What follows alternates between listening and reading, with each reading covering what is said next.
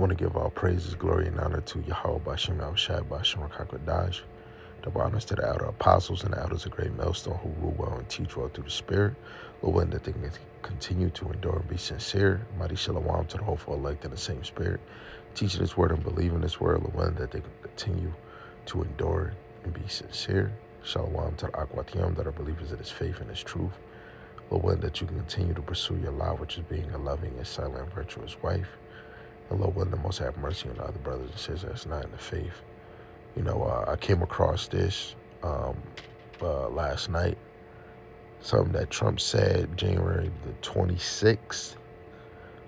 Trump begins to disbanding IRS. They're un-American and must go. Right? So when you look down at the bottom, President Trump has announced plans to begin disbanding the IRS and eliminating income tax in America. And when you think about it, if there's no need for the IRS, that's going to help, push even more of that digital money. Right? Because it's going to be no need for the IRS when you have digital money. The World Economic Forum will be using qualified accounts that have skills in the area of financial forensic, possibly, right? I don't know if y'all know about the World Economic Forum. They got a few videos out, but some things you will have to search. So I can, on the news engine, where Schwab and multiple people in the World Economic Forum, they want the world to go 100% digital. Not this percent cash. No, they want the whole world to go digital. Right? So Sirach 10 and 8, it says, because of unrighteousness, or Salaki, because of unrighteous dealings, injuries, and riches got by deceit, the kingdom is translated from one people to another, right? And it's another verse that we can go to on the side. I think it's 2nd Ezra, the 6th chapter, and you got one in 16. 2nd Ezra chapter 6, in verse 22, it says, "Suddenly shall the sown places appear unsown. The full storehouses shall suddenly be found empty." Come on, man. And I just came across a brother hold on before I even play that video. Let's get the other one. 2nd Ezra 16. That's crazy. Now that I just think about it. 21. This is 2nd Ezra 16 and 21. It says, "Behold, victuals shall be so good cheap upon earth that they think that they shall think themselves to be in good case. Even then shall evils grow upon the earth, sword, famine, and great confusion." Now, in some cases, in this video I'm about to show y'all, the brother talk about certain things, prices going up. But when they usher in this MOTB just to get a lot of people in a trick bag, this would be like that hour of temptation to get you to take that little charagma. Where's that video?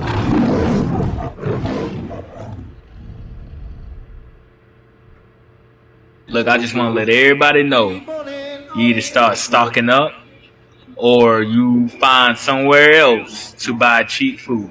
The prices of food could go up tremendously this year, like to the point that you can't afford it. I mean, y'all see how rent has went up. Food is highly likely next. So whatever canned goods that you can stock up until you figure out what you want to do, it's best you probably do that.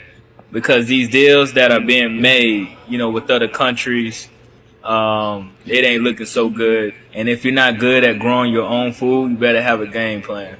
You know, none of this stuff is a shock to me because I knew it was gonna happen. This stuff has been written. I mean, let me give you an example. A loaf of bread might start costing like $40. Look, I know all this stuff sounds like some he say, she say stuff right now, but it's good to just have a game plan at least. Like I already know how all this stuff gonna play out, man. It's about to be a wild year. Right. Hold on, I want to look up something.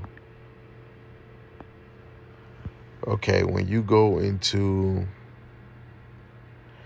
just like when we was just at 2nd Ezra 16, verse 21, where it says, "Behold, victuals shall be so good, cheap upon the earth."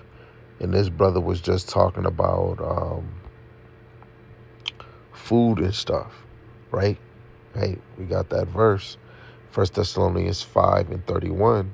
They're going to use that peace and safety, right? But sudden destruction is going to come. But in this same time, that's where they're going to implement their MOTB, man, right? And we're going to come back to this and we're going to read probably 18 down to 21 to give it more closure. It's just the excitement of just hearing that. I forgot where I wanted to go. But what I'm going to do is victuals. So dumb cheap. Let's get this one first. Revelation chapter 3 in verse 10. It says, "Because thou hast kept the word of my patience, I also will keep thee from the hour of temptation, which shall come upon all the world to try them that dwell upon the earth." Now you're going to be tried when it comes to verse 12.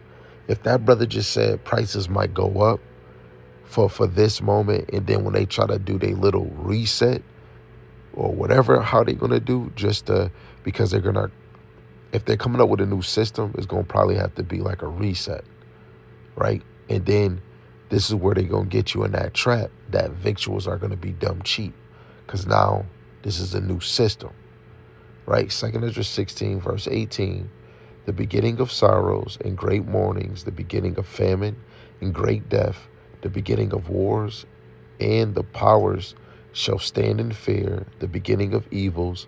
What shall I do when these evils shall come?" This is a question. "Behold, famine and plague, tribulation and anguish are sent as scourges for amendment.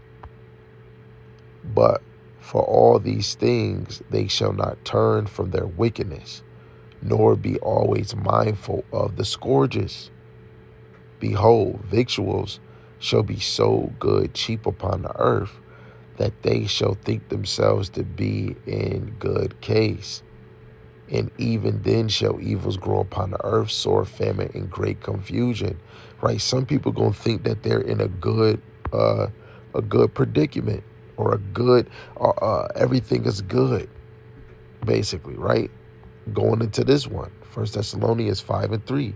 "For when they shall say peace and safety," that's just the same as everybody think that they're in a good case, because they're saying peace and safety. "Then sudden destruction cometh upon them, as travaileth upon a woman with child, and they shall not escape." Why? What's going to come upon? This is where they're going to push. Revelations 13, right? Let's start at 15. It says, "And he had power to give life unto the image of the beast, that the image of the beast should both speak, and cause that as many as would not worship the image of the beast should be killed," which goes all back into Rome. And the image of today, the image of this new beast, is going to be that new world order. It says, "And he calls of all, both small and great, rich and poor, free and bond, to receive a mark in their right hand or in their foreheads," which is a physical mark, right? So everybody, high, low, middle, in jail, out of jail, they're going to receive this mark. and that no man might buy or sell save he that had the mark or the name of the beast or the number of his name. So you won't be able to buy and sell in this society.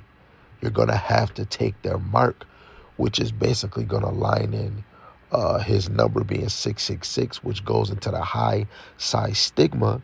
And you look up six stigma, it means prick or mark, you know? And this is where they're going to say peace and safety, but sudden destruction is going to come upon, because if you don't take this MOTB, they're going to try to put you to death. Revelations 20:4, right?